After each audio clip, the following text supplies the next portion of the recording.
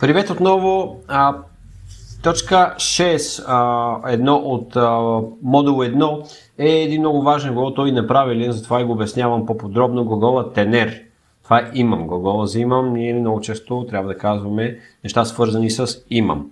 Нека да видим първо как се спряга и повторете с мен.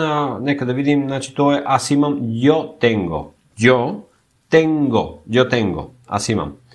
Tú tienes. Ти имаш. Tú tienes.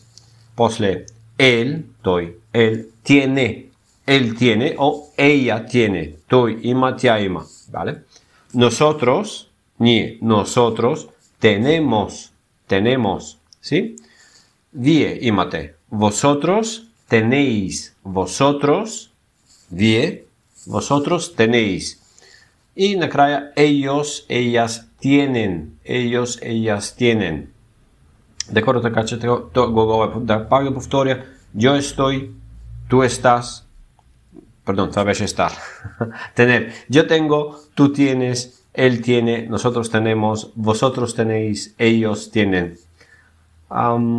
Глаголът tener е интересен, защото то е ясно. Ако аз искам да кажа, че имам кола, аз ще кажа tengo, имам една кола, tengo un coche. Tengo un coche.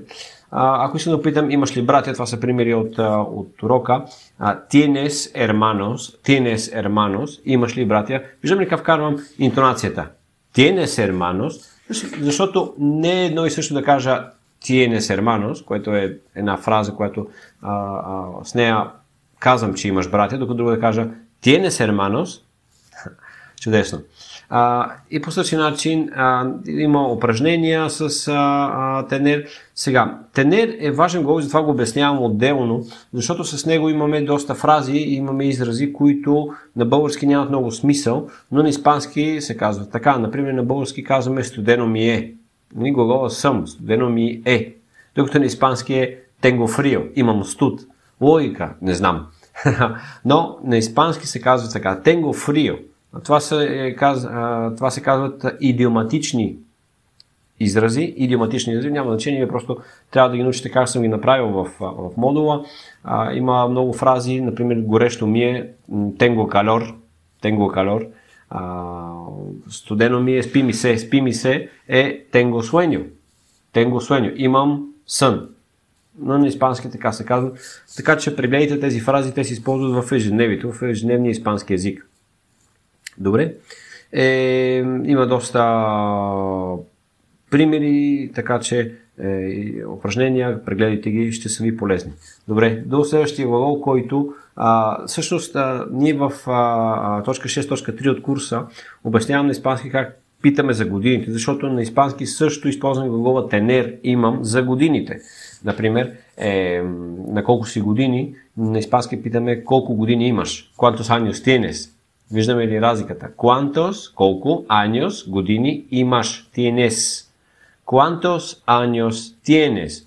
Докато на български казваме на колко си години, глагол отново съм, така че това е важно, има голяма разлика. На испански никога не казваме yo soy, например аз съм на 23 години, деда бях на 23 години, но например бих казал на испански yo tengo 23 años, на испански се казва yo soy 23 años, казва се yo tengo 23 años. Чудесно.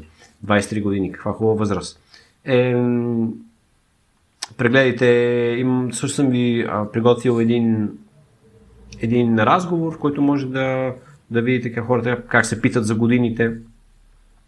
И нека да видим следващия глагол, който е глагола пак имам, подобно на тенер, но то е едно друго различно имам.